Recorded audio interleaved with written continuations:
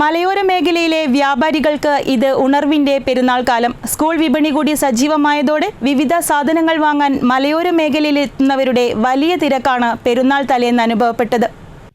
ബലി പെരുന്നാളിനായി മലയോര മേഖലയിലെ പ്രധാന ടൗണുകളിലൊന്നായ മുക്കത്ത് വലിയ തിരക്കാണ് അനുഭവപ്പെട്ടത്.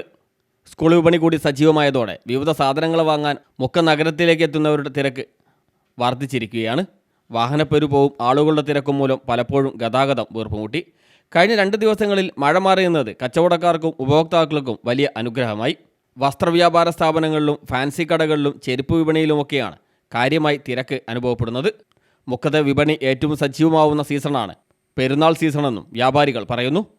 കുടുംബസമേതമാണ് ഭൂരിപക്ഷം പേരും ഷോപ്പിങ്ങിനെത്തുന്നത്. സ്കൂൾ തുറക്കാൻ ദിവസങ്ങൾ മാത്രം ശേഷിക്കെ കുട്ടികൾ ഉൾപ്പെടെയുള്ളവരുടെ സാന്നിധ്യവും പ്രകടമാണ്. ആഘോഷനാളിനെ വരവേൽക്കാൻ മുക്കം നഗരത്തിലെത്തുന്ന വാഹനയാത്രക്കാർക്ക് പാർക്കിംഗ് സൗകര്യക്കുറവ് എക്കാലവും വലിയ വെല്ലുവിളിയാണ്.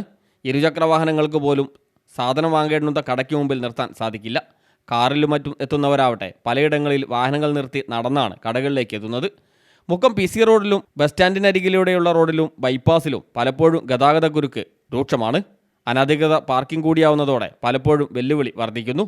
പേ പാർക്കിംഗ് പോലുള്ള സംവിധാനവും ഫലപ്രദമായി നടപ്പാക്കാൻ സാധിച്ചിട്ടില്ല. നഗരത്തിലെത്തുന്ന ഉപഭോക്താക്കൾക്ക് വ്യാപാരികൾ കഴിഞ്ഞ 4 സീസണുകളിലായി നടപ്പാക്കിയ നൈറ്റ് ഷോപ്പിംഗ് അനുഗ്രഹമാവുന്നുണ്ട്. ഈ ബലി പെരുന്നാളിന് രാത്രി 11 മണി വരെയാണ് ഷോപ്പിംഗ് ക്രമീകരിച്ചിരിക്കുന്നത്. കടുത്ത ചൂടിൽ നിന്ന് രക്ഷപ്പെടുന്നതിനോടൊപ്പം വാഹന പാർക്കിംഗ് പ്രശ്നം പരിഹരിക്കാൻ കഴിയുമെന്നതാണ് ഇതിൻ്റെ പ്രധാന ഗുണം. കൂടാതെ ജോലി കഴിഞ്ഞുള്ള ഷോപ്പിങ്ങിനും ഇത് അവസരമൊരുക്കുന്നു. CTV പ്രാദേശിക വാർത്ത മുക്കം.